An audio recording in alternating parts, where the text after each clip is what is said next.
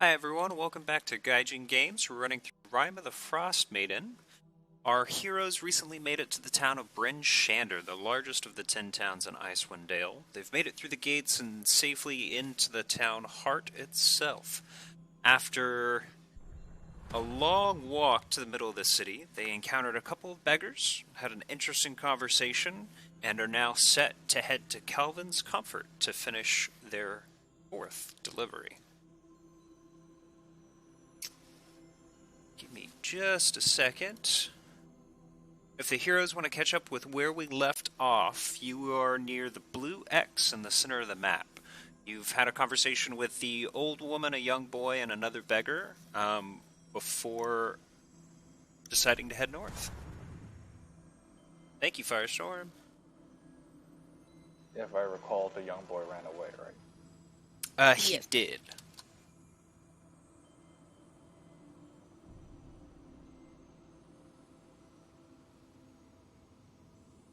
So, are we gonna stay here, or am I just gonna keep giving away my money? I I would think we recommend should get over against to that. the inn. Actually, Elix, I would like to say One something. person that you need to give to. I'm just gonna throw that out there.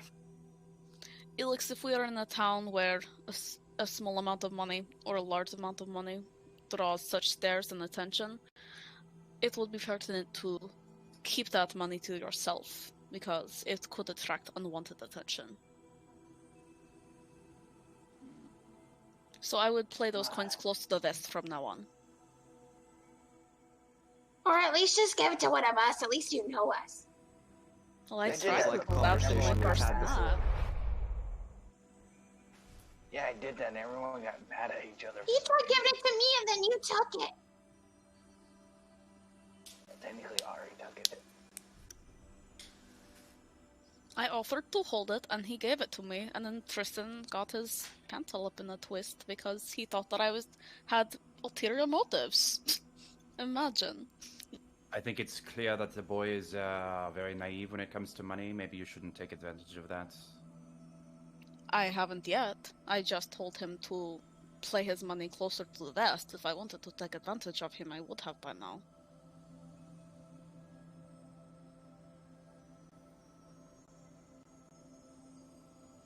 Alright, well, I Regardless- believe we have a delivery to make. I was about to say the same thing. Alright, as the snow begins to fall in earnest, heavy crystals fall around you. Kelvin's Comfort is a little to the north of your location and on the left. Regardless, let's get inside. I don't want to be caught out here in a heavy snow. Okay, as the party makes their way up to Calvin's Comfort, they approach the small building. While not illustrious for an inn, it does have 2 or 3 levels worth of floors and rooms. You can see candlelight in the windows, tightly shuttered, but sprinkling through.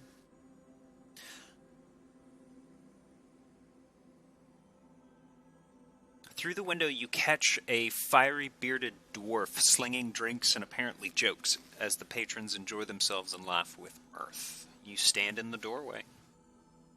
This looks like my kind of place.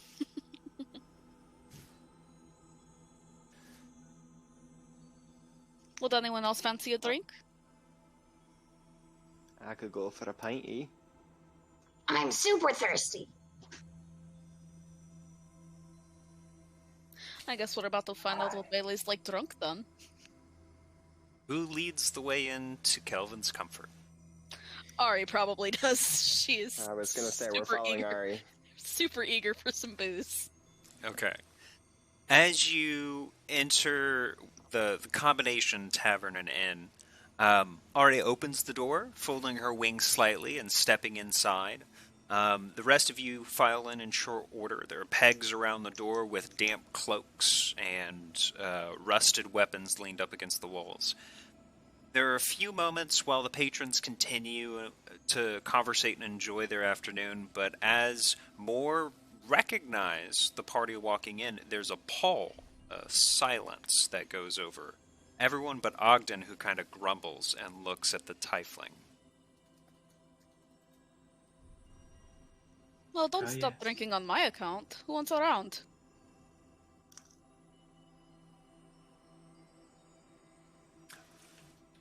Ari responds to the silence, giving Ogden a clue. She's here for mirth and good fortune. Anyone else? Are you offering to buy them around there, Ari?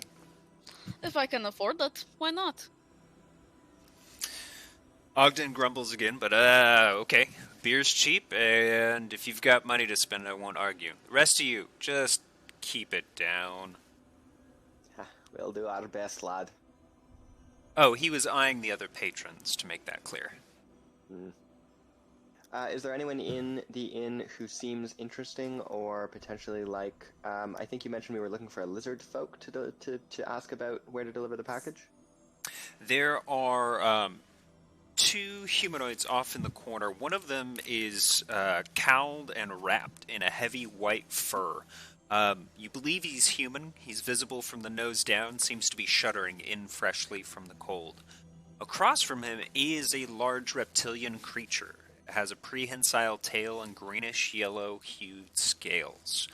It's likewise wrapped in heavy furs, but has shed most of them kind of nonsensically about the table and the chair that it's occupying, and is focused entirely on a roasted leg of mutton in front of him.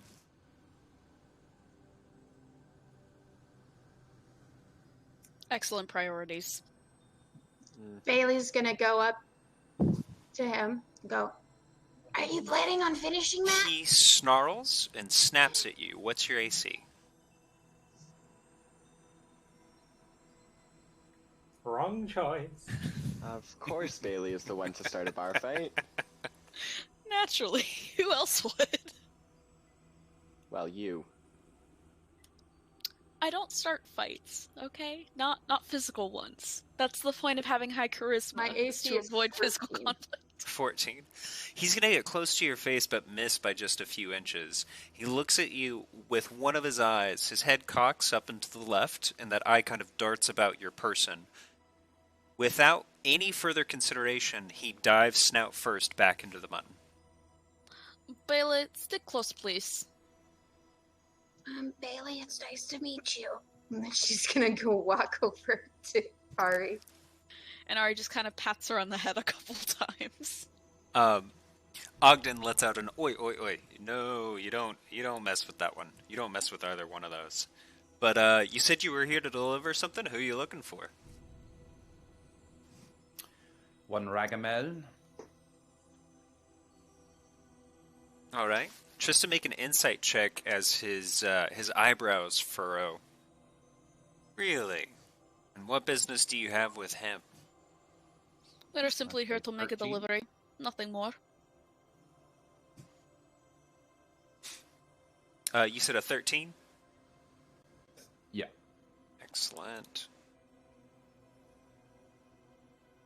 He seems to be guarded. He definitely knows who you're talking about, but seems to be cautious.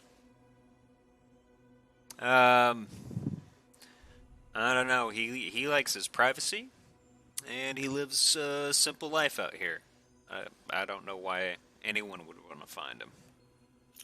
Well, we have We a were package simply, for him. yeah, we were simply asked to deliver something. And, if I may say, once we deliver it, we will be receiving some payment for our troubles, which I may be inclined to come back here and spend a few coins, if you would help us out.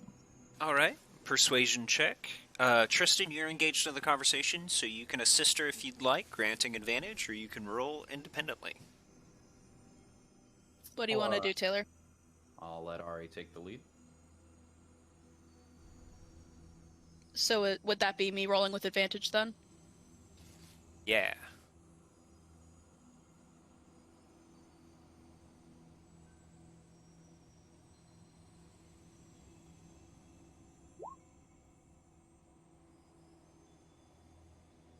$15.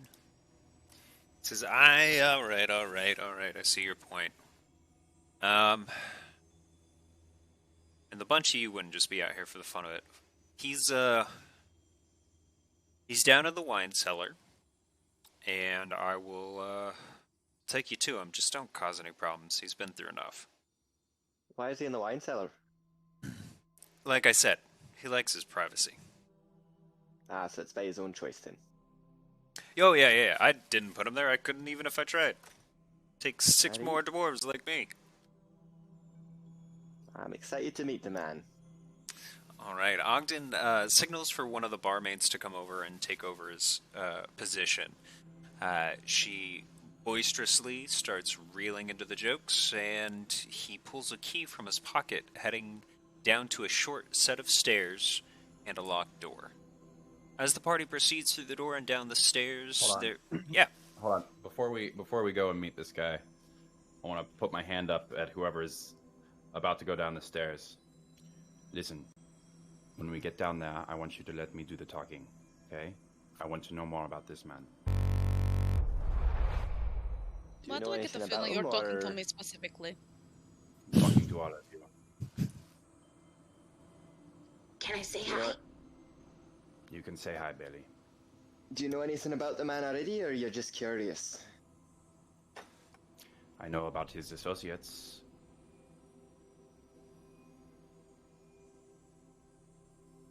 I've told you All right, before that well. I don't trust McCath, and I don't trust what's in his package. Right. Alright, well, That was that delivery. lead the way then. Ogden leads you down the rest of the stairs, which are creaky, wooden, and slightly moldy with age. Below in one of the barrels sits a man, rather large, muscular build, dark skin, bald-headed, also wrapped in white furs like what you saw upstairs. Ogden waves a hand at this man. He says, they say they're on a delivery for you. Someone you know? He stands and gives a hail. Well met. Who is it this time? Ragamel, I presume. We are fresh from Luskin. Well, that narrows the list for sure. A friend of yours, acquaintance? One McCath. A very willful acquaintance, let's say. Well, what is it? I'm not sure. It's been warded. And, Bailey, I think, has the box. I'll look at her. Bailey, you can give it to him. Hi, I'm Bailey. It's really nice to meet you. I've been keeping this box very safe. I have a long time. Whoops, I just lost a video. That's okay. Timing is the best. Anyway, protect this box with your life. Chucks it at him. Chucks it at him. All right. He catches the small iron lockbox and looks it over kind of curiously. As he handles the front of it, the latching mechanism, there's a glow and a popping noise as the box opens. It's a little over a foot long and a foot and a half wide, with rather ornate hinges on the inside. Looks like it was a sturdy mechanical lock on top of the seal. Isn't it great? We couldn't figure out what was in there. We tried. He sets Some of the us tried. He sets the box down in front of him, revealing inside a white gold skull of some sort of reptile or dragon. Let's see. Who in the party has the highest passive perception check? Just for Probably note. not me. Minus Mine's 12. Okay. Same. 14. Probably the druid. I was gonna say, Alex, what's your... You're muted. What's your passive perception, Kelly?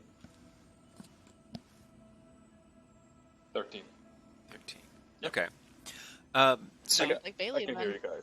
you notice he is wearing a necklace, and there's a single tooth bound at the end of it that is the same white gold color as the skull. The front right fang is missing from the item. Hey! That tooth looks like it belongs there. You know, I've heard of some glue that could just put that right back. You must have dropped it. I just gave it to you. How'd you do that? Anyway, what a coincidence, huh? So he considers your words for a moment, and he says, yeah, it would make some amount of sense. McCath gave me the necklace, so I imagine it goes right in there. And he reaches around his neck, takes off his necklace, and proceeds to place the tooth back into the skull.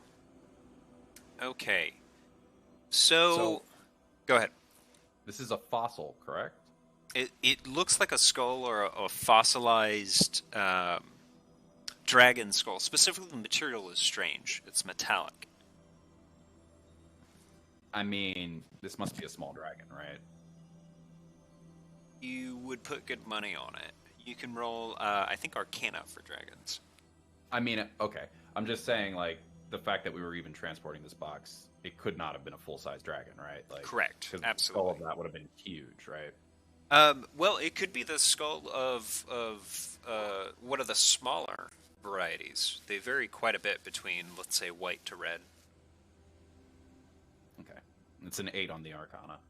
Okay. Dragon is still your best guess. Do you have any idea why McCath would have sent this to you, or more precisely what it is? It's just something that seems unusual to find. So as he places the tooth into its socket, the skull begins to hum and vibrate in his hands and leaps into the air, levitating in place. 2 tiny pinpricks of white flame glow within the skull's eye sockets, and then its mouth opens and a raspy voice emerges. Hey, what's the big idea of fussing around with my chompers like that? I've, my mighty and fearsome... Oh, I'm just a bloody floating skull now, ain't I? Indeed you are. I like that you said raspy voice and then said that. Well, it's written very strange. If I can be frank, I almost had a conversation about how we want to take this campaign and rewrote this section. It's written in a Cockney accent with a very funny idea behind it, so... Okay. I really like him. So who are you then? He introduces himself as Caledornethera, or Cal for short. Ancient white dragon whose spirit was somehow trapped in this golden sculpture. She was killed by adventurers some thousands of years ago. So it found its way into a particular treasure hoard some time ago in another adventure, and showed up here in Ragamel's care.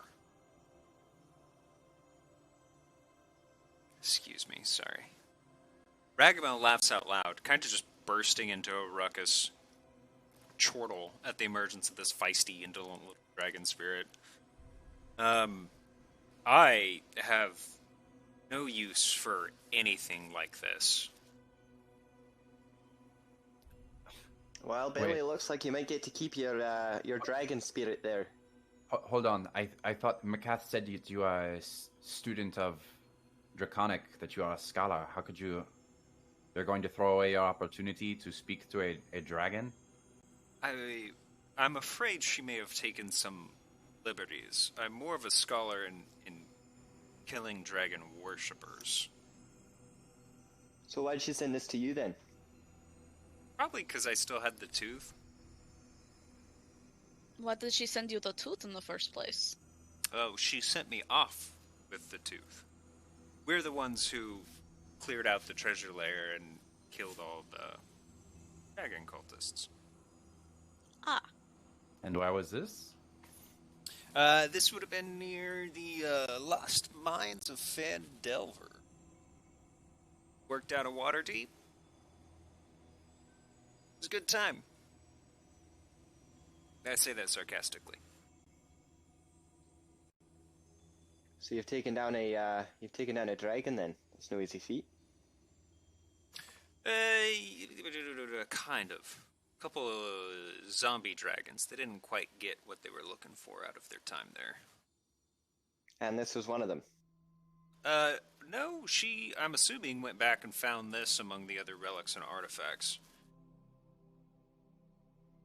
I didn't harm this So- particular creature.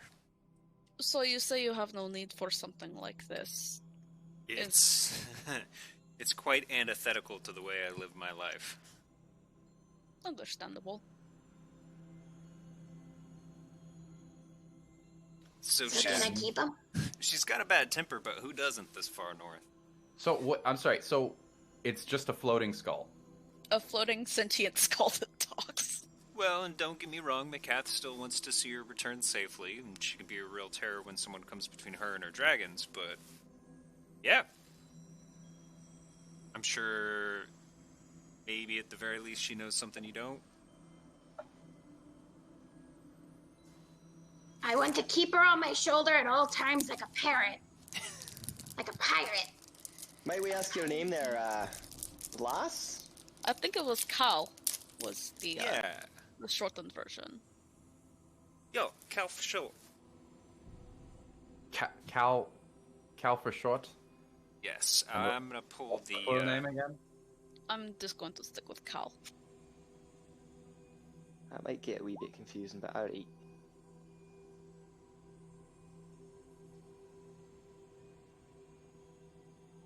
Caladarnathera. I'm not even going to try and say it in a Russian accent. Fuck that. So Bailey just wants to Caladan. parade it around with her? It will be on my shoulder. It is my friend. Hi, I'm Bailey. It's nice to meet you. I think I will be your companion. I think that would be the Skull's decision if she You know wants to travel with us. You know how some people have like skull pauldrons? Like they've got skulls on their shoulders for like pauldrons and stuff. Bailey has a single. Bailey's got a single one and yells at people who try and hit it. Man. In It's gonna be like, "Hi, I'm Bailey. It's nice to meet you," and it'd be like, "And I'm Cal." in Draconic, Spin-off series, Bailey and Cal. I'll say, Caladan, how exactly did you get into this situation? What is this that is animating you? She explains in Draconic. I'm not exactly sure how I got into my predicament, but I was killed by adventurers. The last thing I remember is being in my lair. What's happened since then, I honestly can't tell you. I've been dead. And what? And when was that? I believe the humans reckoned it to be the 1250s. And how old were you? Ancient.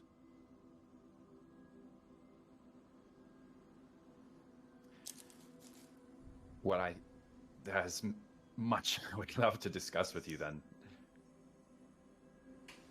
She says, "Are you the only one in your party who can speak my language?" Wait, ancient when you died or ancient now? Ah, Both. one of our lesser kin. Alright.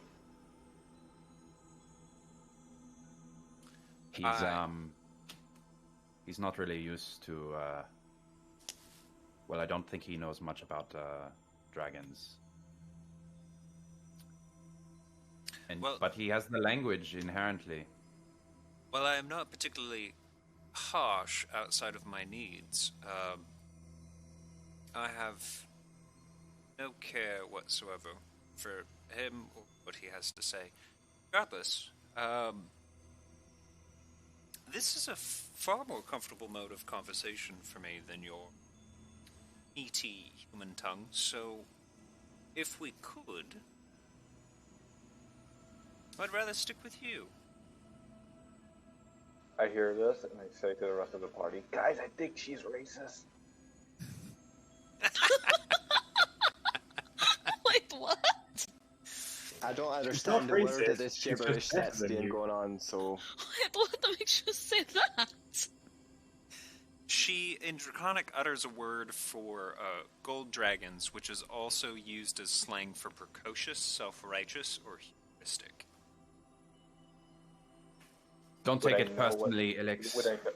Would I know what that means, or is it just like No, only someone who okay? has like an active living understanding of the language. So like, I'll give Tristan it because he's studied it in a broad setting, whereas I think Ilix's background you wouldn't really have actively engaged. Don't take it personally, Elix. The chromatic dragons always have something to say about the various other spectrums. Ragamo laughs and slaps his knee. This is some of the most entertaining shit I've seen in weeks. But I think I owe you your tab as he pulls a small pouch out of the bottom of the box that you brought him. He distributes 5 gold pieces to each of you. Well, thank you very much. Just make sure you say hi to McCath if you get back to Luskin sometime soon. We'll do our best. Okay. As the party accepts payment and begins to think about how they would like to recuperate, rest, and explore the city, each of you gains a level. Baller! Shall I do that as well, or shall I leave it out? You should definitely do it too. So I would like to do a short bio break and let you guys throw on your next level. It is 3rd level, but most of you already had your ideas picked out. If anyone wants to change it at the last minute, just DM me on Discord, and I can give the thumbs up or thumbs down for where we're headed.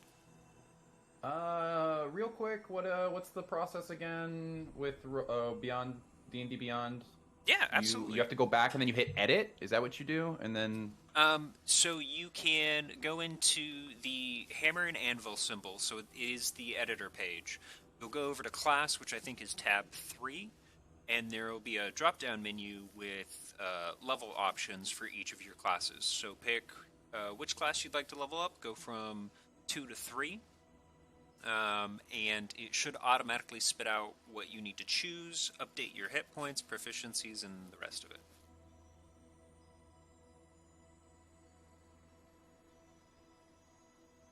As a cleric, I hit level 3 and So I'm I don't know if done. I don't see College of Satire under the Bard options. I don't know if maybe I just like didn't mention that ahead of time, and I probably should have. Let's take a look at it. It is an unearthed arcana, so it might not be in the D&D Beyond. I think you have to go to the beginning of the page and allow UA content. That is Oh, that might be what I have to do. Give me just a second to do that. Right, more spell slots. Ah, crap. I don't remember. How many proficiencies do I have? Oh no, the druid's getting level 2 spells. Don't need it. Entangled at level 2. Forget Entangled. It's all about Moonbeam, the best spell in the game. Moonbeam and Guiding Bolt. Geem Boom. Geem Boom. Yeah, Beam I boom. still don't When see you it. really Maybe hit this crunch. is something that because I have UA content in there, I just don't have College of Satire. There's like spirits and one other one. Wait a minute, if moonlight is just reflected sunlight...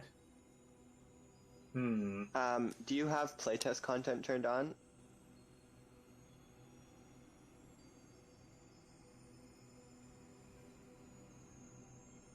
I'm gonna get into your character manually, so you might see some changes. Okie dokie. Sorry. No worries.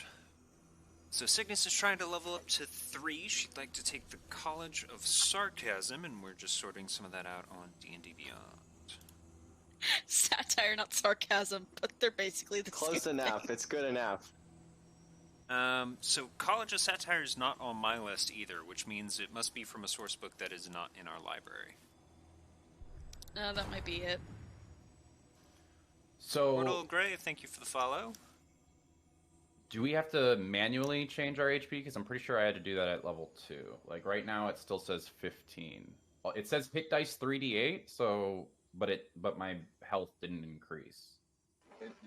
You should have in the editor. It should have. I think like you're supposed to set it as average. We're set to fixed, so it should just automatically go up. But it didn't. Oh.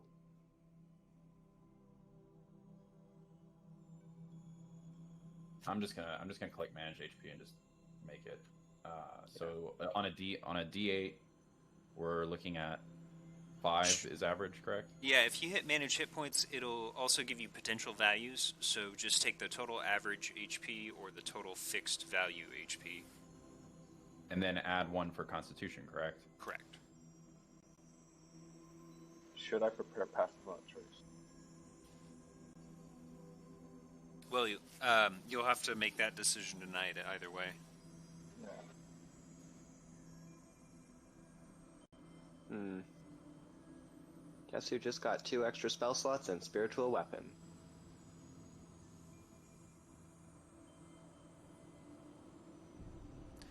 No, thank you. I get Scorching Ray as an always prepared spell. Awesome. Oh. When do you get Fireball, Kelly? Level 5 when I get those levels.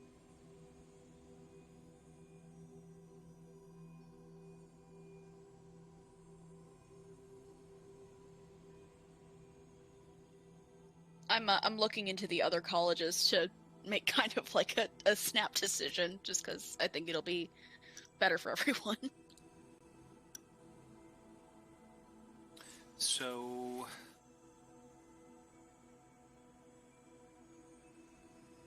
briefly, what each of the colleges is.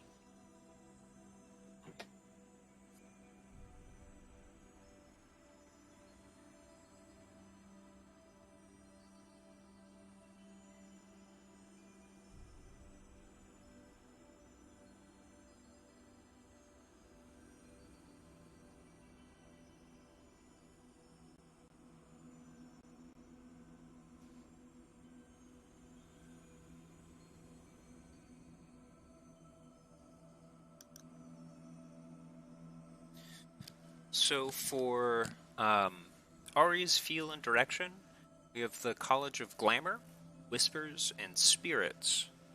College of Spirits, yeah. I think we've discussed a little bit already, and it wasn't high on your list.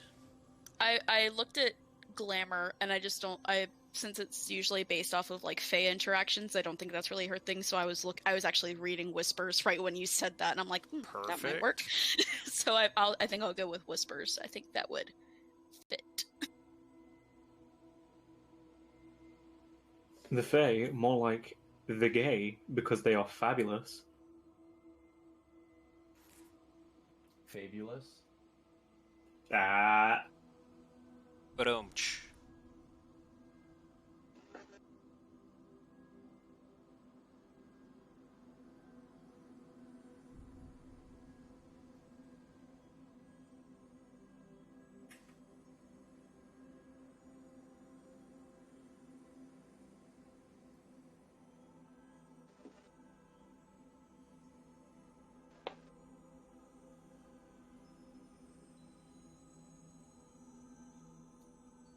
Yeah, I'm trying to figure out how many spells I can prepare right now.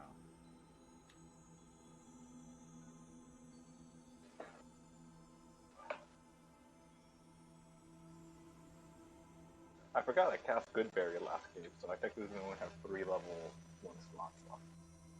correct. I was going to say, technically, because you leveled up, doesn't that refresh your spell slots?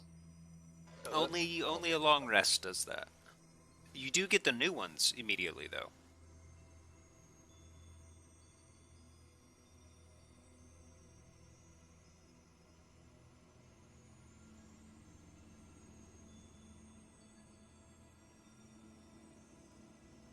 Taylor, did you say we're trying to figure out spell slots? Yeah, I've got it now. Okay.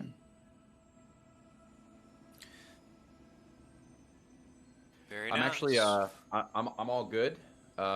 Is everybody good, or do I have a couple more minutes? Dude, I just became a spellcaster. I need a minute. Okay. I think I'm okay. Oh well, now I know what you took. I was gonna I say, did- yeah. Arcane I just Tracer? clicked I'm level sorry. up, and then I clicked my Sorry, I subclass. didn't mean to and spoil we're it. I didn't good. realize it was a secret. That's my bad. Okay, I think we're It's gonna fine. break and do the rest of the technicals off air. So let's call it a good 10-minute break. Give Taylor plenty of time to get back, and we'll see you back live then.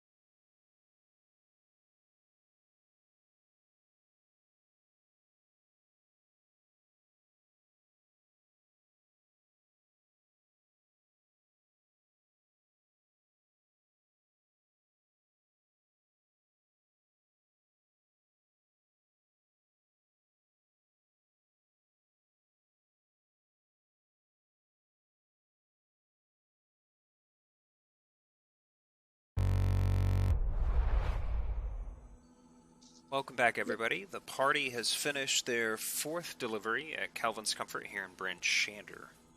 After gaining what could be a new advantage, or definitely a new annoyance, they are looking for a place to rest and hole up in the city as a group. Ogden leads you back upstairs, and Ragamel is going to join the events in the parlor and start drinking and eating for the evening now that he's recovered a bit. Bailey, what exactly do you do with the Dragon Skull or Tristan? I think you were the last ones interacting with it. I want to talk to him for a minute. I'm Bailey, and I would really like to be your friend, mysterious, creepy talking skull. Do you want to, ride on my shoulder? I'm really fast and sneaky, and, I make a good companion. She floats just slightly out of reach, up about 1.5 feet. Well, you could ride on my head, but I don't know how practical that is. She seems to be gauging the distance, making sure she's just out of arm's reach. She turns back to the door, back up to the rest of the tavern. I need to get a parrot. I'm not sure. I'm not sure that we want to be seen with a floating dragon skull around us at all. Caladon, is there anything at your disposal that you can do? You might raise quite a few eyebrows.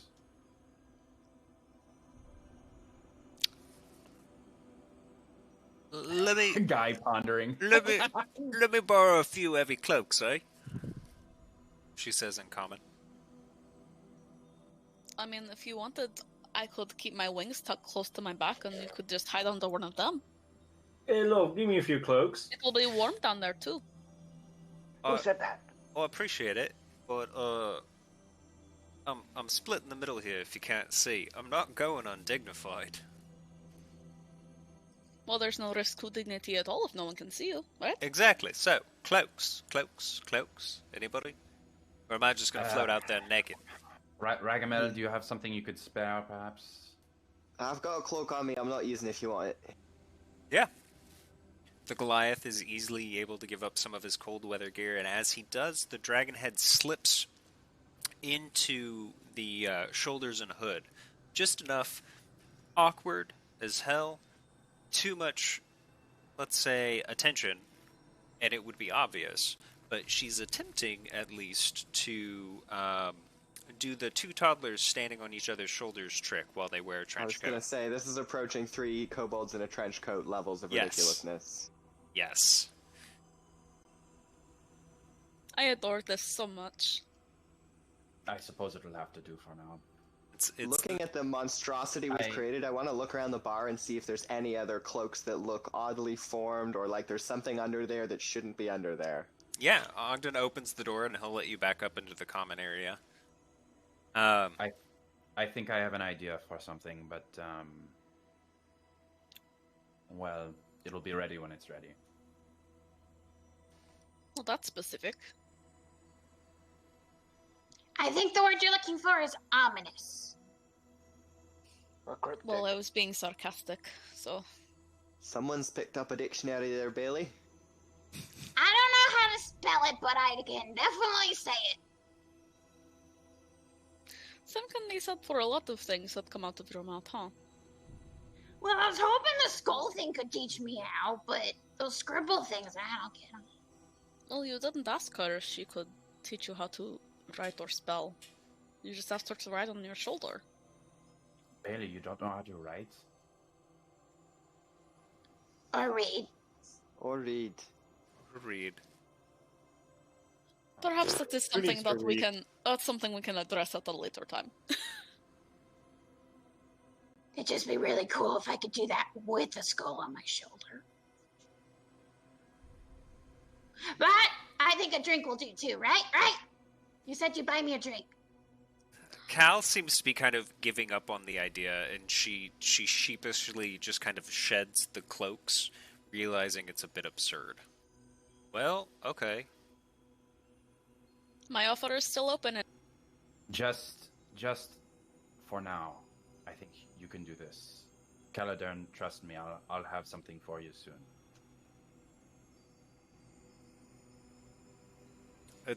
I guess it's that damn box.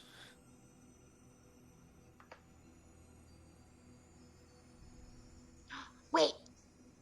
Bailey's gonna go back. Can I keep the box at least? Do you need the box? Is it an important box to you? No, it's just a basic iron box. Ragamel seems willing to part with it if you're insistent. Thank you so much. I'm gonna give him a hug. That he declines. He picks you up. He's about 3 times your size, just holds you at a distance while you hug his arms, and then he sets you back down. Okay, good enough. I like this guy. Alright, so she acquiesces to trying either tact. She'll go with the wings, the box, or the cloak, if you think you can pull it off. I think it wouldn't be much of a problem at all for Ari to pull off keeping her under her wings, because she keeps her wings tucked in when she's indoors anyway. So it wouldn't be all that much different for her. And it'd be warm. And I guess the question is, destination next. This is an inn which could meet many of your needs from what you've seen so far, but you also passed some larger establishments on your way into town and have seen many other that offer a full bevy of services to adventurers. Ari has already said that she's gonna spend some of her money here, so she's gonna keep her word on that and ask Ogden how much it is to buy a whole round for the bar. Let's see, I think you guys got here in the morning, so it'd be about lunchtime or early afternoon. And what about Tristan? I need a room for the night. You said that this place seems a little rough and tumble, so probably not really my style. Definitely more of a local spot. There won't be many travelers or adventurers here. I'll ask the bartender. Is there somewhere I could perhaps book a room, an hotel or something like that?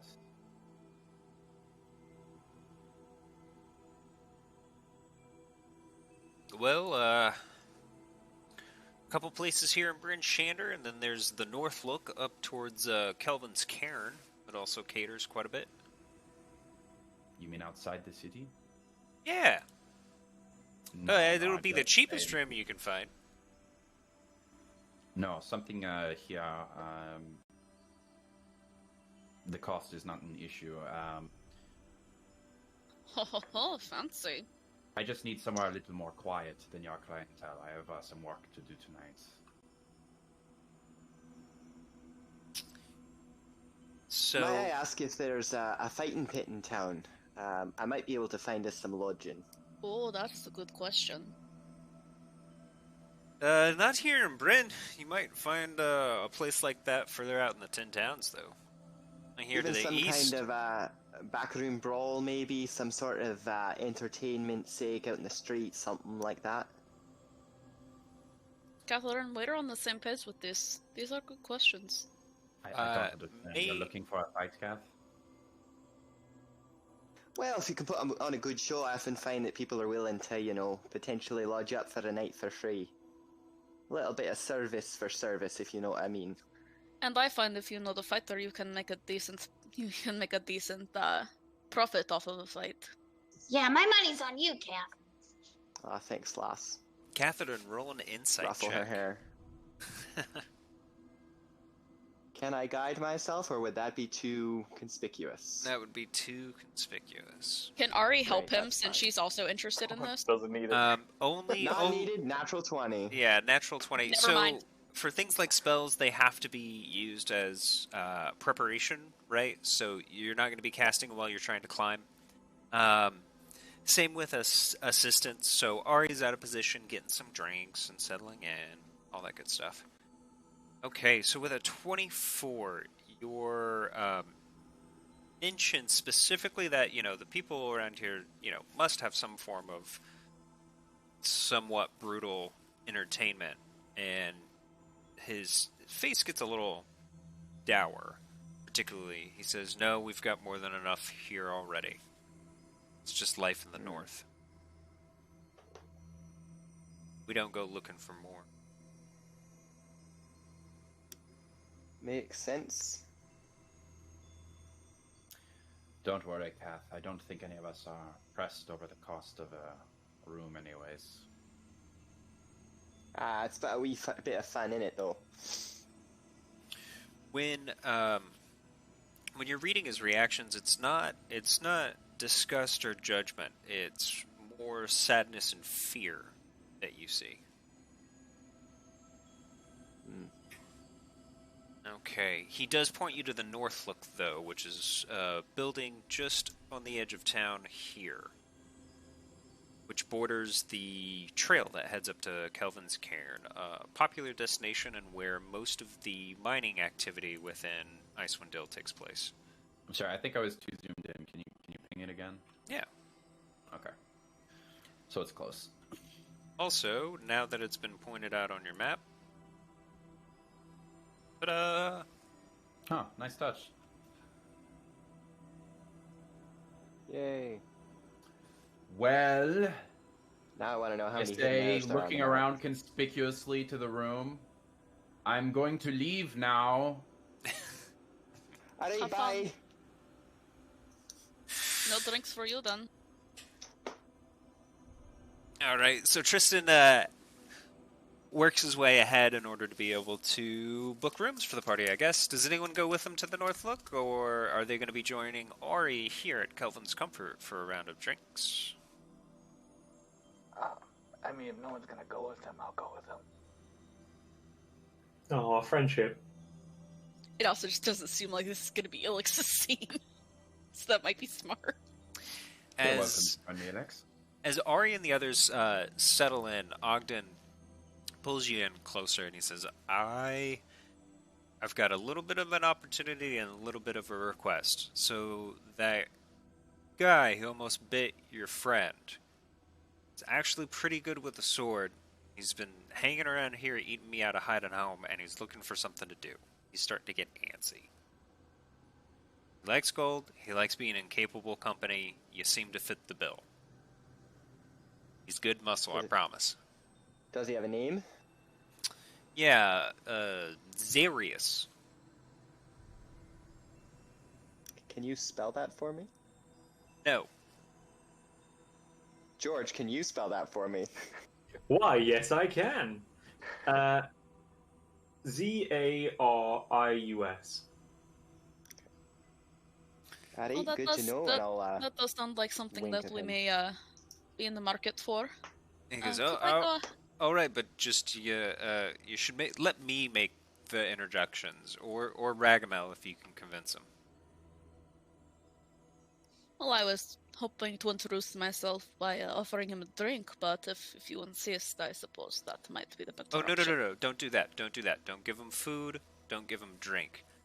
You're basically telling him he can't take care of himself. Ah, I see. I don't want to get bitten. Well, So- if we play carefully, hopefully you won't. But is that for a challenge, you said? Yes. I think we may have what he's looking for. His driving motivational factor are his basic appetites and not being bored. Would you be willing to compensate us for taking him off your hands?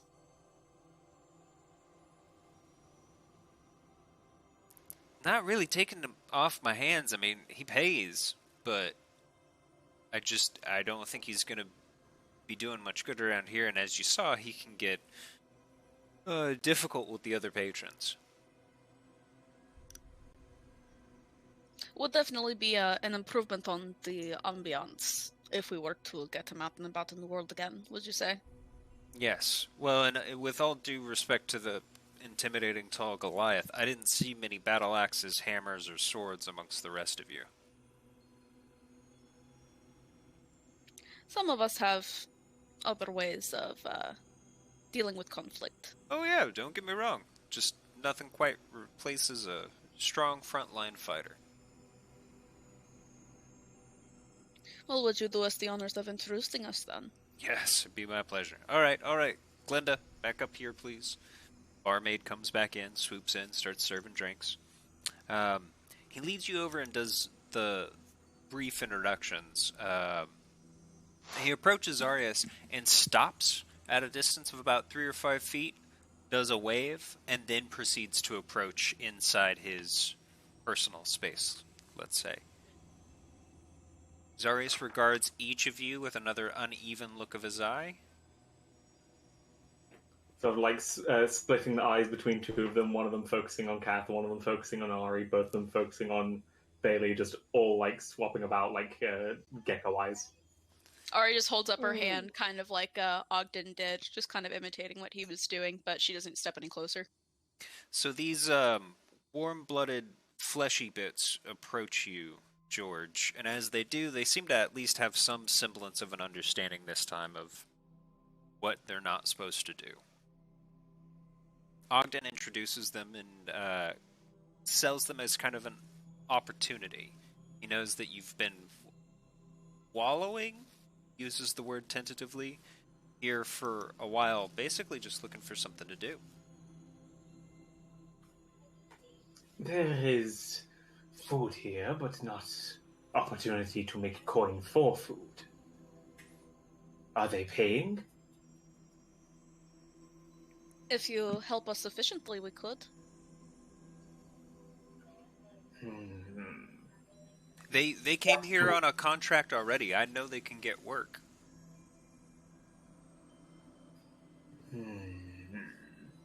We have more work left to do, if you're willing to accompany us. Out of curiosity, that money that came with the dragon skull guy, was the 5 gold for Shadak in there? Yes, it was.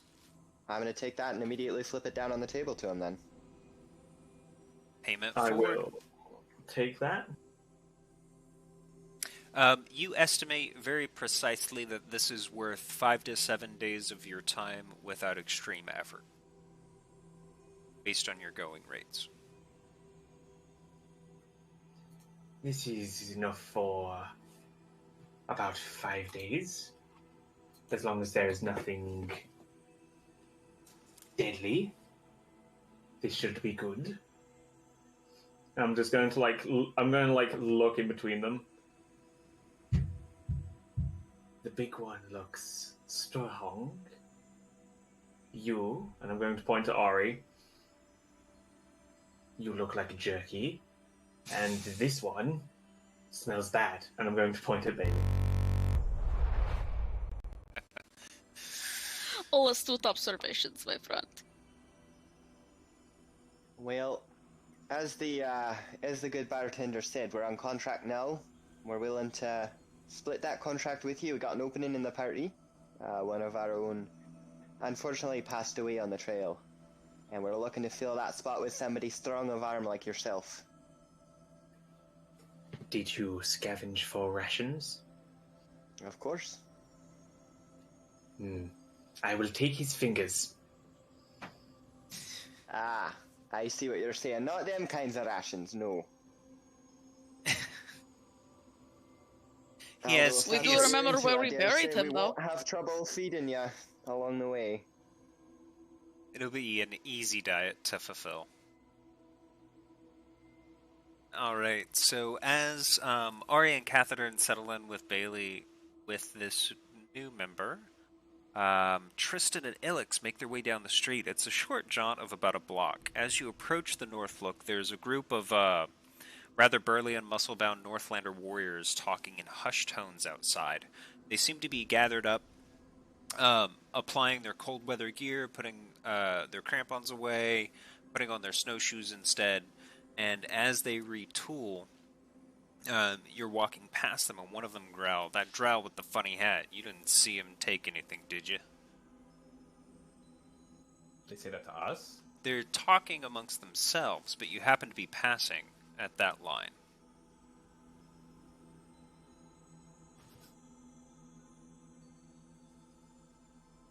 Would you like to proceed inside, or slow down for just a moment?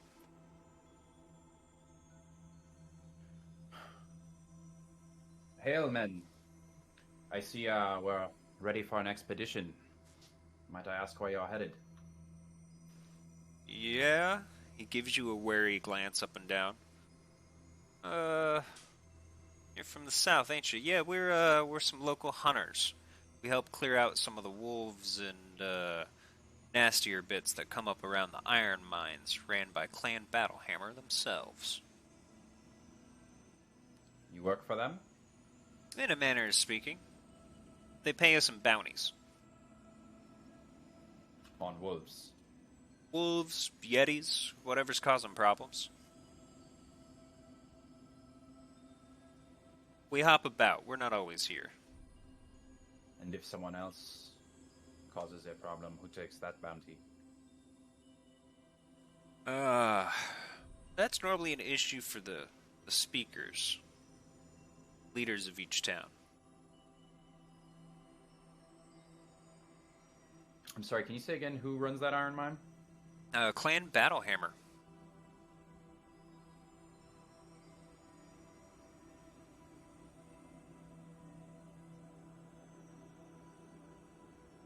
I didn't realize this was a mining town. Perchance you know a good smith around here? Roll a d20 for me. There's a random chance. I'll let you guys go and have that.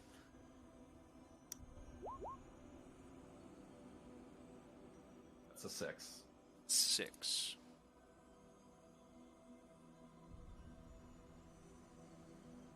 We just normally buy our stuff at the stalls. We don't really go for the custom work. If you have a mine, you must at least have a smelter. No forge? Oh yeah, I'm sure there are a couple here in town.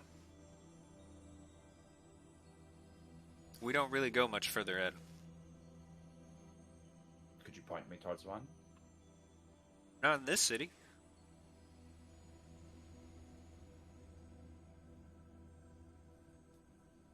That's unfortunate.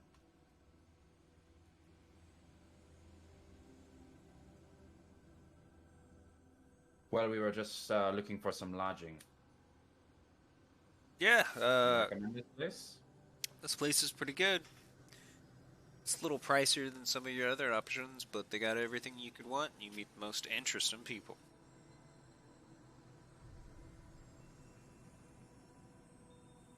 About this time, they're finishing up their, strapping up their boots.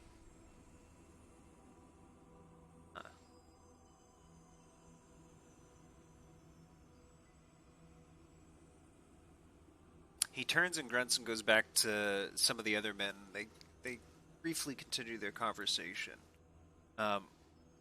This drow with an outrageous, ostentatious, wide wardrobe and wide brim hat, complete with an eye patch, large feathered hat, spent the night drinking grimly in the tap room. He left this morning.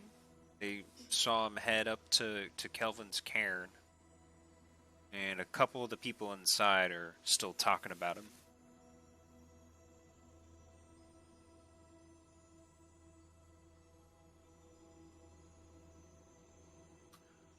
Well, I'll go inside. Ilex, are you ready? Are you coming? Yeah. You're awfully quiet.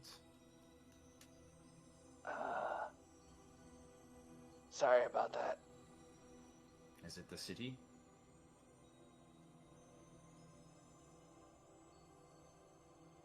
Some of it. I imagine towns like these are a little bit unusual for you. Yeah. Do you think that dead body we found outside of town. You think that has anything to do with those guys?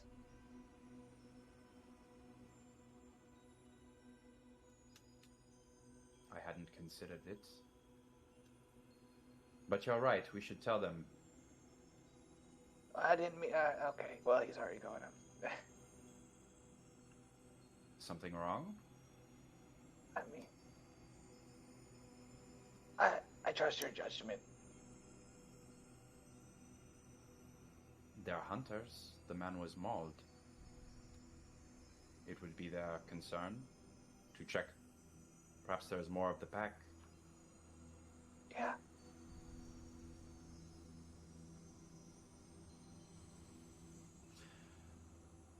I'll walk back. Did they leave?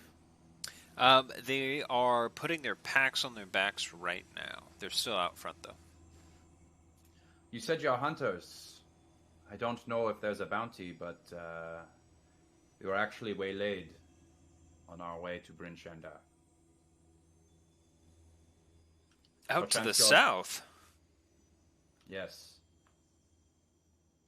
That's, There was massive saber-tooth, but I think we saw tracks of wolves as well. That's strange. Normally they wouldn't be out this time of year yet. It was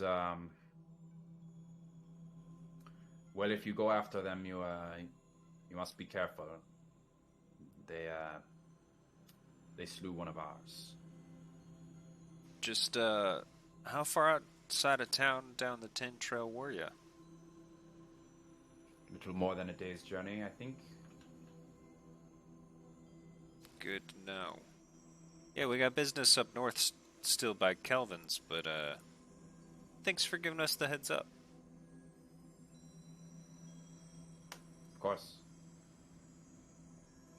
With that, the rest of the men look very ready and well met to go, and they're going to start heading towards the north gate. While we're on the topic, the money changer that was mentioned in that letter, was that in Bryn Shander or somewhere else? You imagine it's in Bryn Shander. This would be the closest thing that your character could consider a capital city.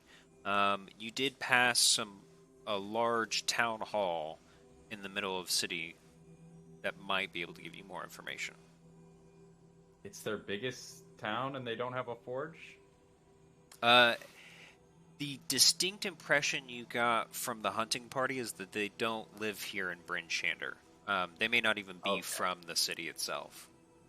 Okay.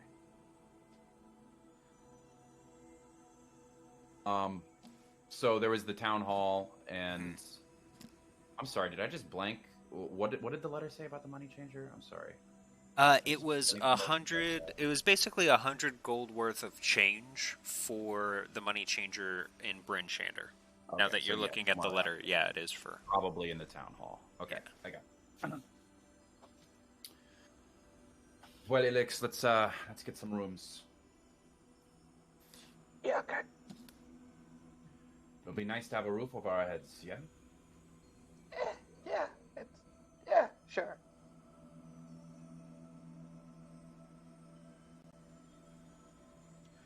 You seem timid. Come in, sit by the fire. I'm okay back here. I'll look at the fire from a distance, but I'm okay. Perhaps the fire was a poor choice, but come inside. Maybe they have some music.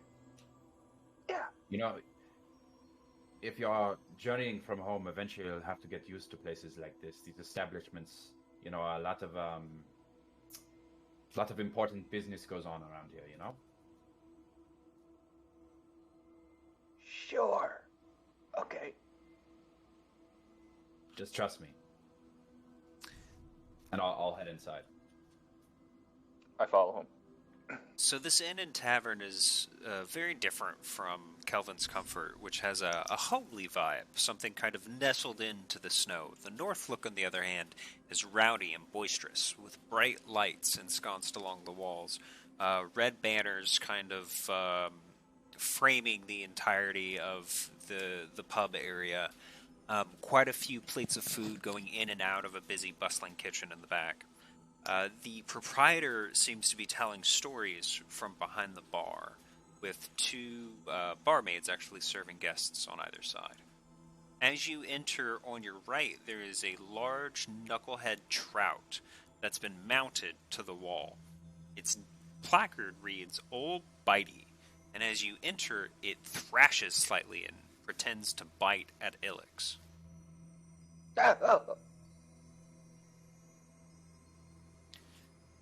Is it alive? Welcome, welcome, come in. Don't mind him. We had him stuffed and put up there some time ago. How is it moving? Well, magic, my friend. Right, I have that. Yeah, that makes sense. Tristan shakes his head. Well, it's a lot louder here than I was led to believe. And I'll make my way up to the bar. Yeah, but it's a sign of good things. He introduces himself as Scramsax. He is a human, a little older in age. You notice that he has a cutlass at his side, and his vest has two epaulets on its shoulders.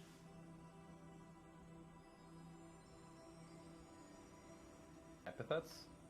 Epaulets, so like the military loops. Ah. Similar to what you have, Tristan. Yeah. You guys are matching. Well, very similar. They are a different design. Almost matching. It's a pleasure, Scramsax. Are you a military man as well, perchance? Retired, but yeah. Good eye. Did some time down in the south, Sword Coast and Cormyr. Came up to Icewind Dale. Just kind of decided to never leave. Well, it's always nice to see someone who served. Likewise, I think you'll fit in here nicely. Well, I don't suppose you have a quiet room upstairs somewhere for an old soldier off the road. I absolutely do.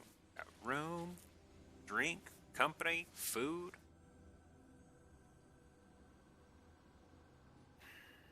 That would be nice. Ilex, what about a hot meal? Tired of the berries and twigs that we've had on the way? Actually, if you have berries and twigs, I would like that very much. All right, so Well, there's Also, no accounting for taste. Do you have right. hot water with a flower in it that steeps almost like a tea, but instead of tea leaves, it's a flower leaf? I don't know if you noticed outside, but we don't really grow much flowers here. Do you have... Okay, I can make the flowers. Can I just have hot water then? Yeah, I can do that. You beautiful soul, you. It's so cute. I can't stand it. He's the soft bean. He's our resident soft boy. He brings out a small kettle. It appears to be something akin to the tea kettles you're used to using as implementation. Okay, I'll use Druidcraft to make a blue flower, and I'll put it in the tea, and as it'll turn the water purple. Alright, so Elix is going to get high in trip balls. It's just a regular tea. It's a real thing. This is a real thing. Yeah, Sure it is, Alex. Druidcraft. I'm looking for something a little heartier. I've been on nothing but jerky for a few days now. Do you have perhaps hen or mutton? He has a full mutton meal. It's 3 courses, includes a dessert, for 15 silver pieces. They also have rooms available at every level, from suite all the way down to common area. according to wealth and lifestyle found on your character sheet. I'll skip the dessert, please. Just the mutton, some soup if you have it, and coffee. Yeah. Let's call that 12 silver instead. Done. And how much for the room? That depends on which one you want. So I Tristan, need one for myself. Tristan can use his lifestyle from his character sheet. Where do you find How much do I owe you for the hot water? And I slowly slide over 1 gold. The barmaid laughs and chuckles, and she goes, "I ain't ever had a tip like that. Are you sure?" Ilex. Yeah. Huh? Ilex, we need to have a talk at some point. Econ 101 in my room now.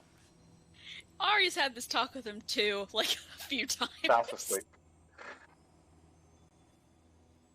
Ilex, next time, don't pull out the gold first. Okay, you have the other coins, yes? It's literally all the same kind of coin. No. You're not colorblind, are you? No, like there's only gold coins in this bag. You don't have any silver? Like, for real, you don't have any? No, I don't know. No, I don't. Well, that at least partially explains it. Look, give me some of that. I'll give you some change. I'll take 2 gold from him and give him 20 silver. All right. Okay. Little money changing happening.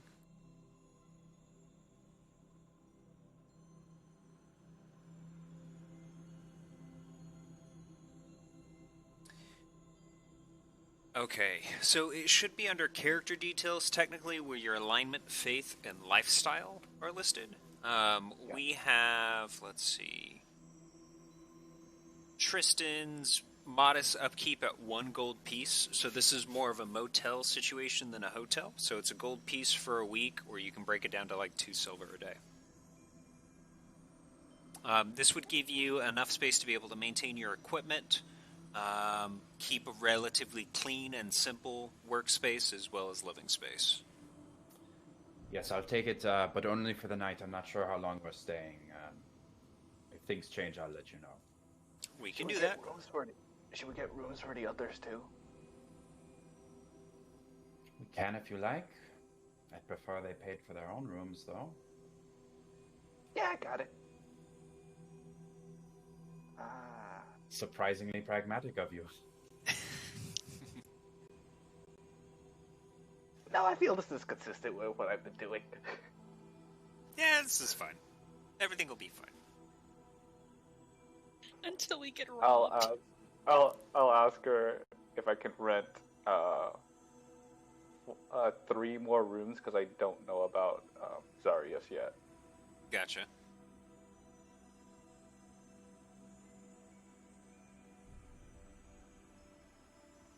There we go. All right. So he again kind of describes, we've got the dirt poor option, we've got modest, we've got 1 suite upstairs. Should we just get 1 suite and all share? You're welcome to do that, but I'm afraid I need my own room. How much is the suite? Be 10 gold pieces for the week, 2 gold pieces a night. It is the top floor. How long are we staying here? Tristan? I don't know yet. At least for tonight, for sure. Okay, I'll take the suite for tonight, and it's gonna be for all my friends to share, so I can keep a close eye on them in case big cats come and maul them to death. Okay, that'll be 2 gold pieces, sir. Is that enough space for 4? Based on what he said, if it is the full top floor of this, it'll be more than enough space. And how many floors is this? Because I asked for a room that's at least not on the first floor, because there's a lot allowed. Yeah. No, the first floor that you're standing in right now is all commons area and restaurant. The second floor has a small balcony area that leads around the outside, and you can see dormitory-style living spaces in behind each of those doors. No front doors on them whatsoever, so very Spartan. And then the second and third floors you haven't seen. The fourth floor is the very top. Oh, we lost somebody. Yeah, I think Kelly dipped out. He might be getting checked on by a nurse or something. Okay. Because you mentioned that might be happening. Okay. Well, stream bear with us while our video resets. Oh, there he is. Beautiful. Okay. Excuse me.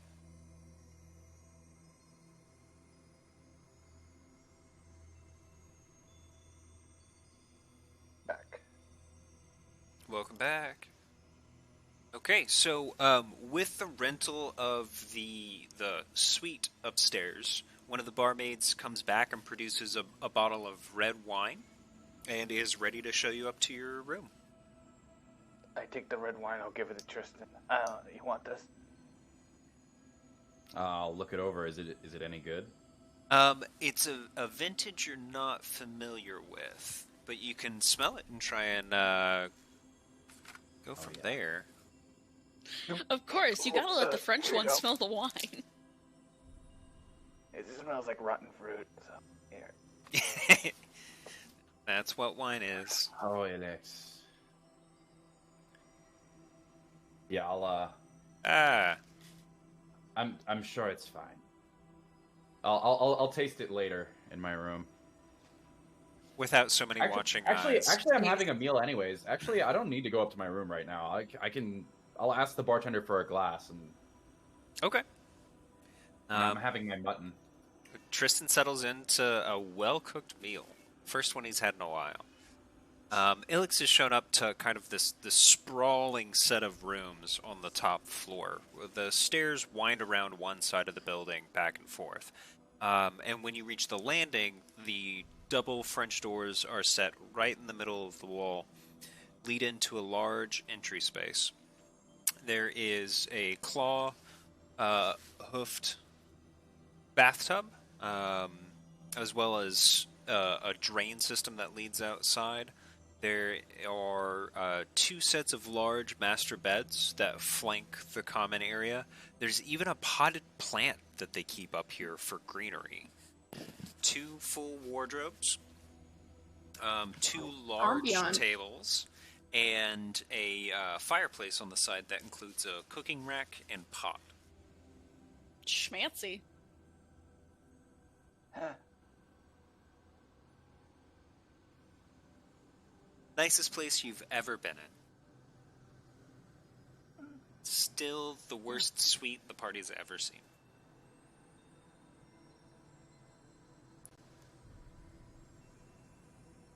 Okay, so as Elix and Tristan settle in to the north look, Ari, Catherine, Zarius, and Bailey have had a moment to catch up. Ogden begins his preparations for closing the shift and excuses himself from the table. At this point, Ragamel is ready to rest up as well. Apparently, he has traveled throughout the night to make it here. So he came out of the wine cellar? He did briefly come out of the wine cellar. He had gone up to the bar for drinks before Ogden talked to you about Zarius, and then once the introductions were over, Ragamel came and joined you. And where will the weary traveler like you be staying tonight? Where I always do. Outside. Really? That seems less than ideal. For someone who can apparently fly, I'll be fine. I mean, if you like, I'm sure my party and I at the very least, will be able to find somewhere warm to stay through the night, and there will likely be room for 2 in the bed. Oh, it's... I'm glad such people exist in the world, but I don't need either the company or the comfort. I'll be fine amongst the snow. If you're sure, I had to offer. I'm afraid it's best for everyone involved.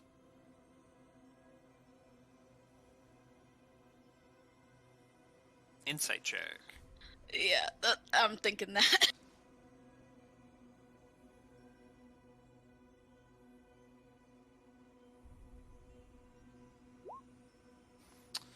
There's an air of resentment and danger when he says it would be best for everyone involved, almost as if there's something threatening about the proposition. Well, can I at least buy you one more drink before the bar closes? That we can do, absolutely.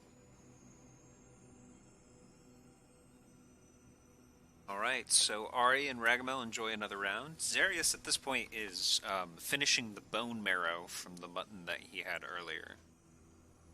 Yum. Yup. Bailey and Catherine. Well, it's not quite night time yet. We still got one more delivery. How about we head over to the North Look, meet up with the rest of the party, introduce them to old Bonesy over here, and maybe get on with our last shipment. It's met with a low growl. But I really wanted to try one of every drink. I heard there's some that like make you warm inside. I'm sure the place we're going to will have plenty of drinks for you there, Bailey. There will be plenty of time to try plenty of drinks. Don't you worry. I'll make it happen. Okay. So you've spent about 10 silver pieces apiece on rounds of drinks for the conversation. So Bailey, Kath, and Ari. I might sound like an idiot, but that's like 1 gold piece, right? Yeah, that's what I was going to ask you. Yeah.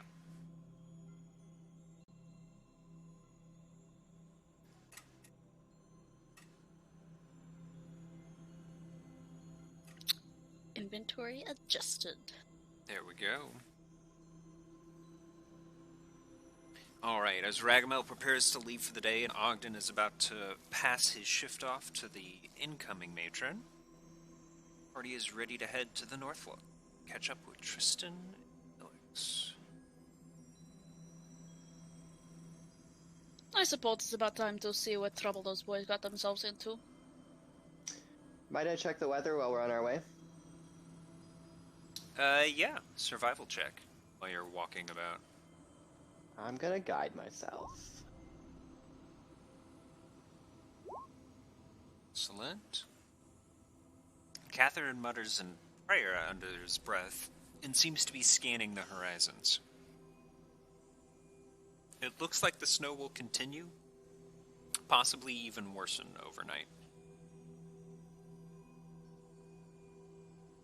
As you approach the Northlook, Ari is still kind of keeping a keen eye out, and Bailey is likewise unoccupied. Both of you can make perception checks.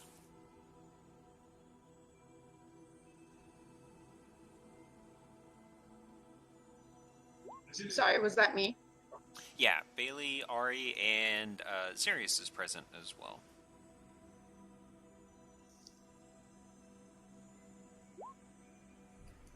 Wait, you said perception, didn't you? Yeah, I did.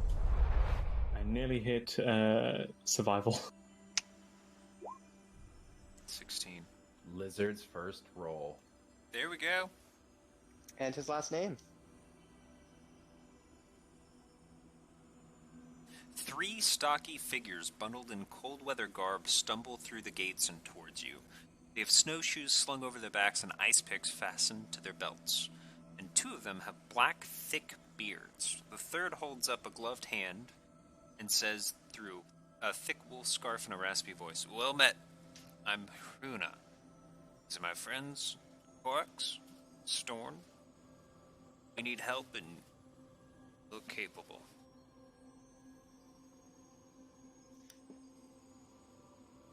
Hi, I'm Bailey. It's very nice to meet you. What sort of help are you referring to? We're survivors of a group of dwarves, tasked with delivering a sled of iron ingots here to Bryn. The Yeti surprised us and killed a member of our group. The rest of us fled as the Yeti tore him from limb to limb. It's Now we alright, just need someone to go back and get the sled for us.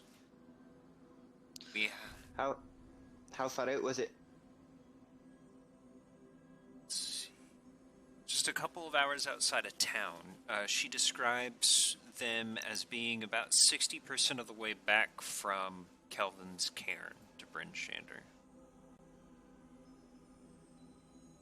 They offer they offer gemstones as a reward, as well as the friends of the dwarves of Bryn Shander.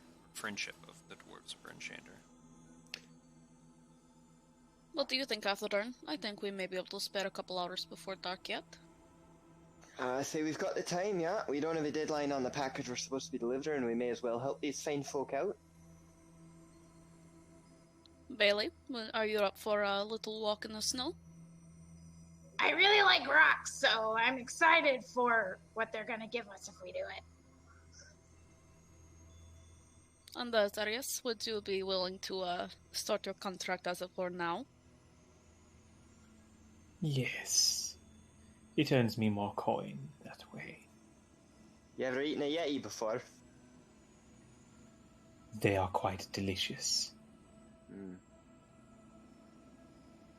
The dwarves look extremely relieved at the conversation. Let's go fetch the other two then. We'll see if Tristan is not too busy tinkering to join us. He's got all night to do that.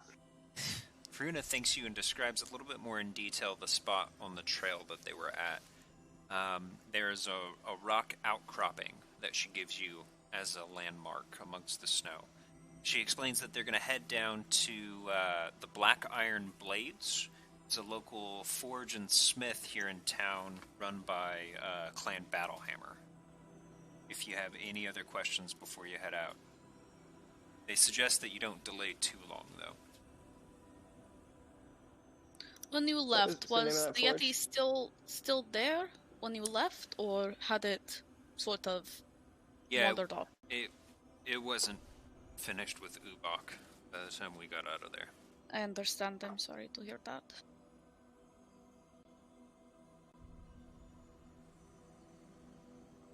He said Black Iron Blades, I believe. Correct.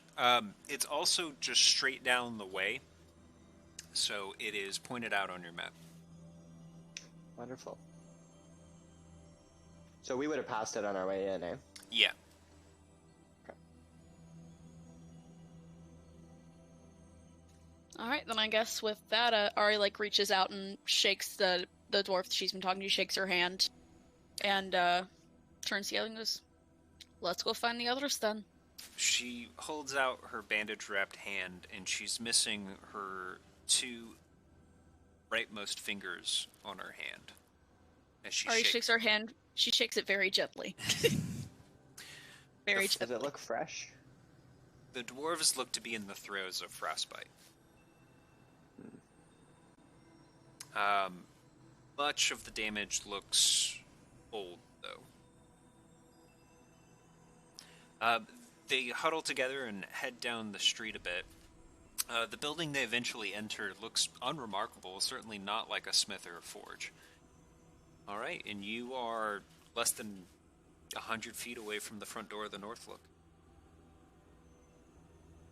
Can I cast guidance to make my voice very loud and then just shout?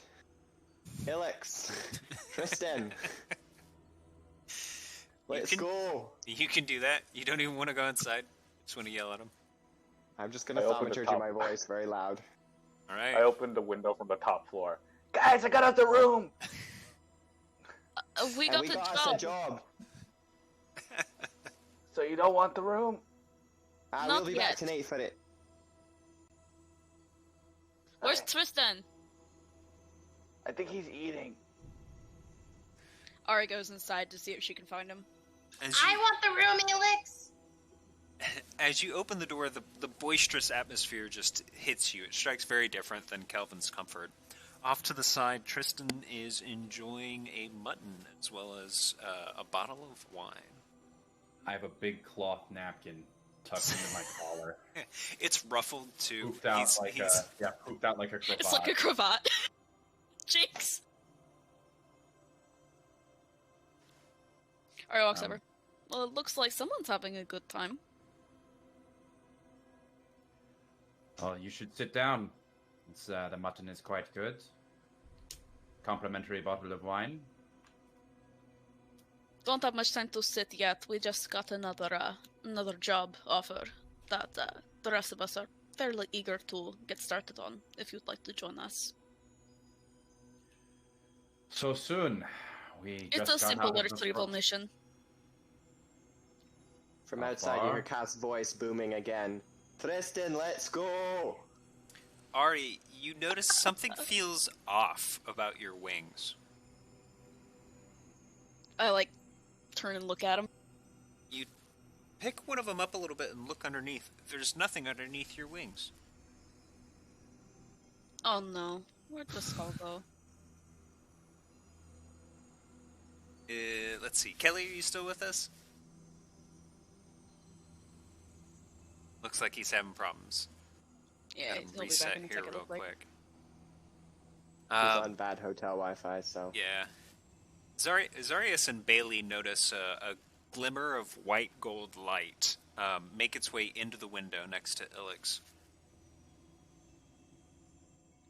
But there's a floating head that has situated itself on one of the bedrooms in your room, Ilix. What does it look like? It's the white gold dragon head. It's Cal. You're the racist lady.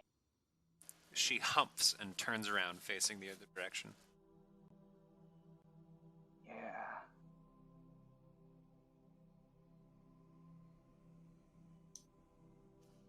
Wait, it's white / gold. Isn't Ilix a golden dragonborn? The material it is made out of is definitely white gold. As to the Well, dragon we don't necessarily itself, know. yeah, it could even be another metallic dragon at this point. Didn't she say she was a white dragon? It may have come up in conversation. Ancient think white. I don't know if it was in Draconic or not, but I think she mentioned being a white dragon at one point. Okay. It would explain the size of the skull for a more advanced dragon. At least advanced in age. Ariella, it's been less than an hour and you already lost our ancient dragon. Can you really say lost when it's sentient and can fly on its own? She was just here. I just felt her leave. Yes, I can say it. I just did.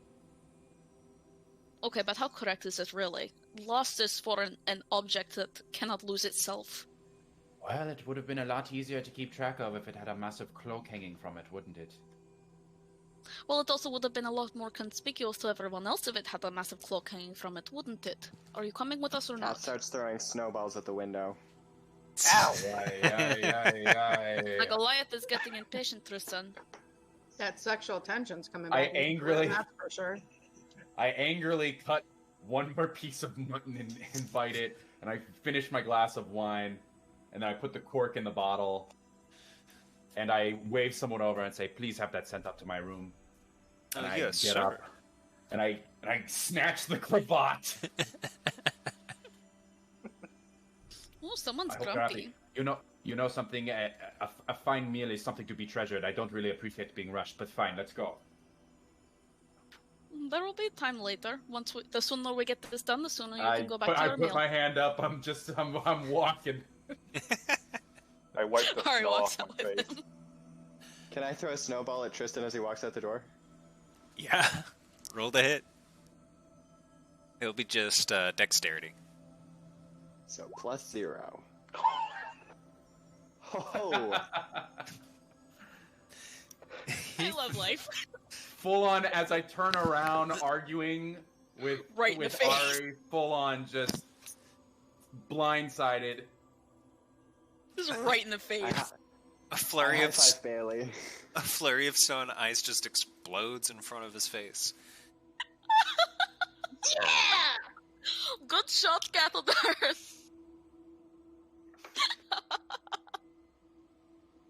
Blap. Before I head downstairs, I'll use Are you Druidcraft alright, to make Tristan? the.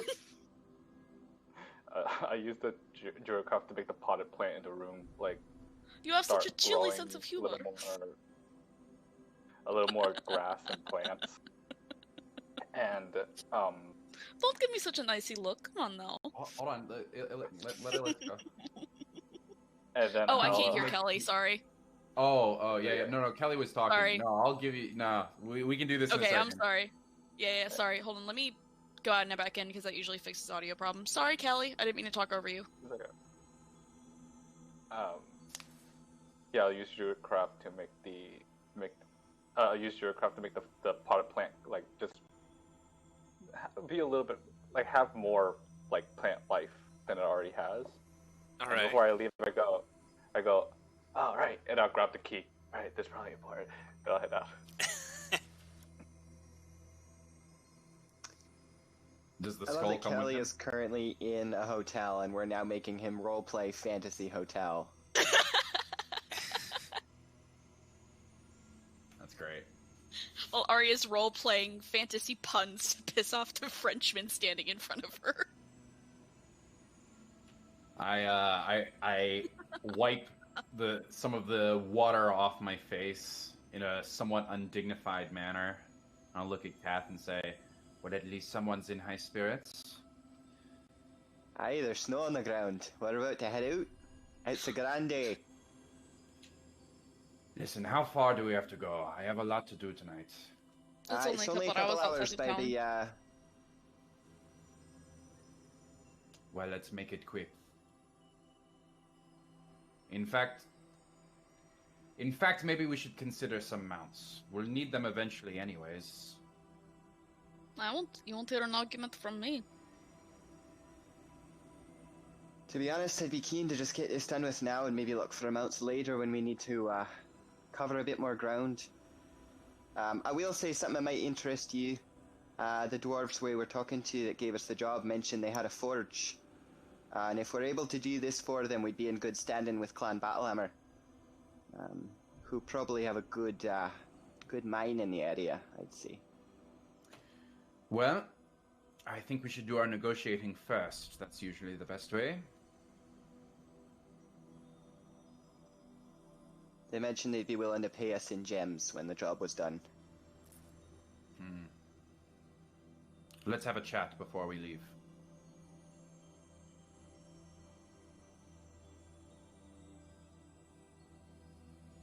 Well, are we ready? We're headed to Black I Iron then. leave. I'm ready. I've leave. been ready, Tristan. I leave the empty teacup at the counter. Thank you, and I'll leave. Blessing his own table. Felix, I missed you. It's been so long. I'm gonna run over to him and give him a hug. Oh yeah. By the way, as I walk up and see this giant lizard, I go, "Who's this?" You are paying me. I'm not paying you. How much The do I owe Barclay you? is paying him. You No, don't owe I'm him paying anything him, yet, don't worry. Felix. Oh, He's been paid forward. This is Arius. He's willing to lend us a bit of help on the front line, seeing as we're missing our fine monk friend. Inga's just wastes away on the wind. Right? She I never got remember to Inga. fight. She's right though. here. Yeah, she's right here. I point to the dead body. We do still have Inga. Yep. Yeah, we Wait, just do love we Inga's really? body. Yeah, Yeah. Kath is carrying Inga's body. Oh God. Zaris is just going to Oh pipe God. up. Do you all have... Hold on. Yeah, he tried to bite me, but honestly, I think we're still really close friends, so it's okay. I'll take.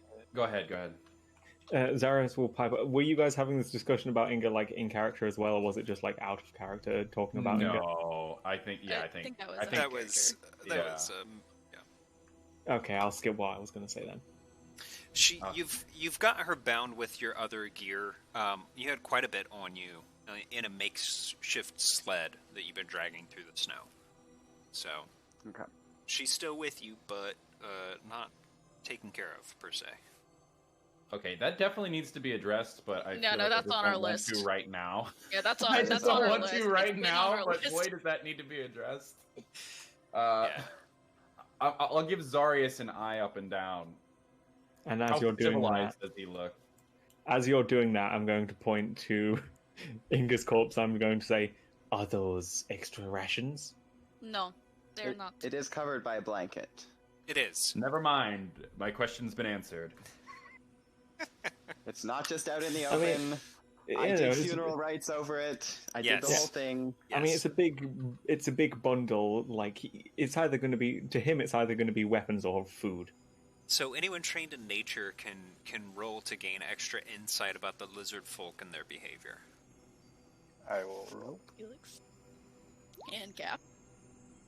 Nope. Oh, you don't. Oh, that's right. Just Felix then, I guess. 16. So lizard folk, while technically civilized, organize their civilization very differently than the what are considered the goodly races.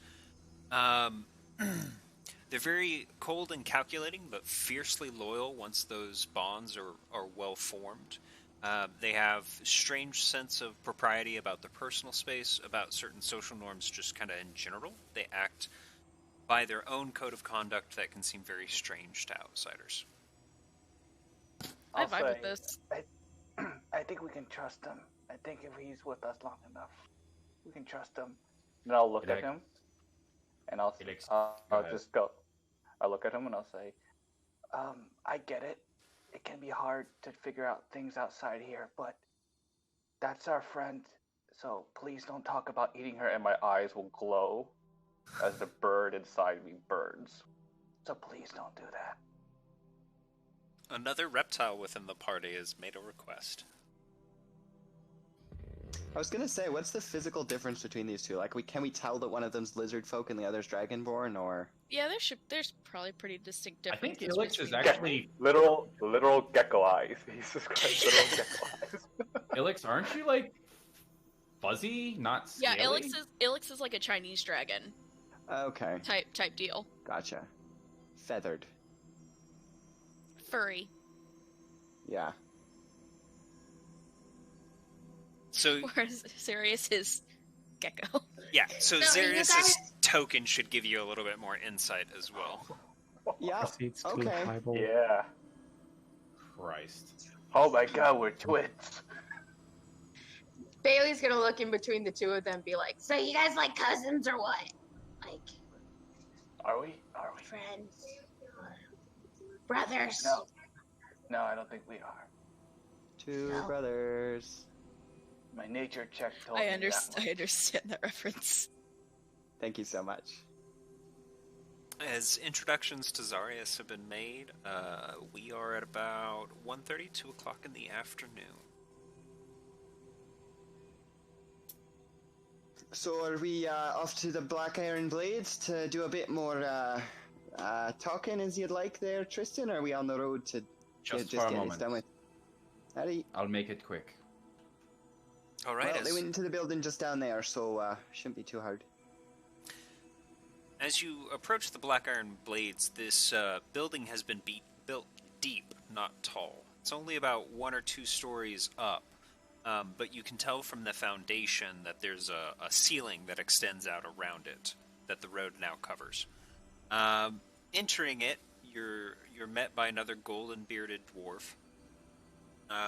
Racks of armor and weapons. Nothing terribly fancy towards the front, but a nice array. You see all of the standards: pikes, spears, shields, swords, bows, arrows, and ammo aplenty. Do I hear anyone working a forge? Do I hear any hammer work going on? No, but you can smell sulfur and other oxidized compounds. I'll look to whoever is in charge behind a counter. I don't know. Whoever seems like the right person to approach. This dwarf with a golden beard, you said? Yeah, he's tending the counter proper and talking to 3 other dwarves that match the descriptions that your party members gave you. Huddled in the corner, still very cold, and relaying the information. I'll approach the one behind the counter. Well met. My name is Tristan.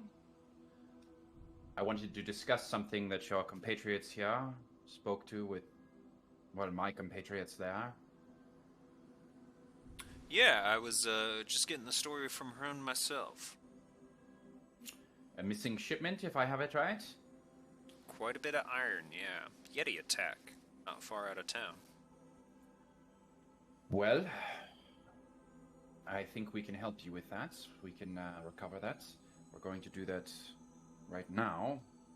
But beforehand, I wanted to discuss something with you. It's my understanding that this is maybe one of the few smithies in Bryn Shanda. Definitely the best. Well, it's not a commission I need, a rental. I need a forge for myself.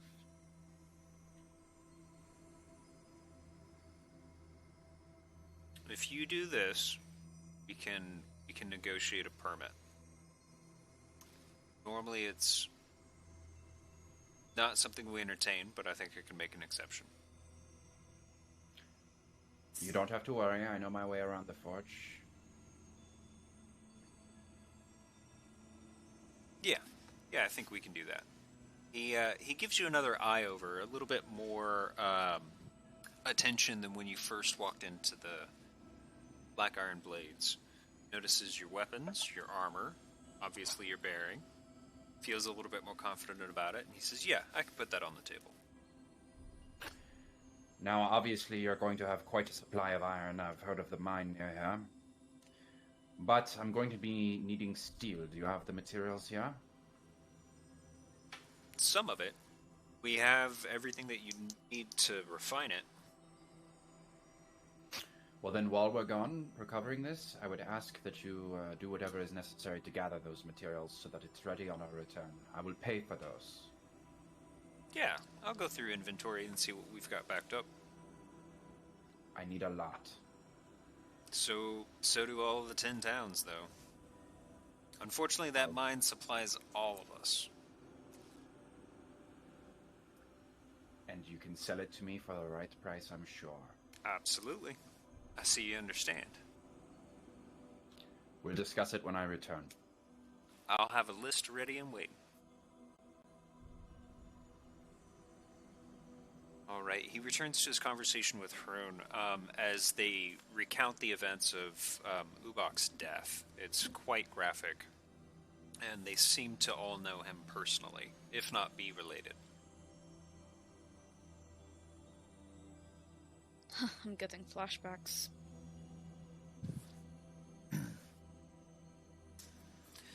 Okay, so with access to the forge secured for Tristan's future purposes, the deal solidified and rehashed with the actual person in charge, and a little bit more description given. Party is ready to head north. Might I request that we end it here for the day? Perfect. I was just about to check in with everybody. Alright, so next the party will strike out into the cold, trying to find a lost iron shipment and avoiding the dangers that befell the dwarves themselves. So everyone, thanks for checking in.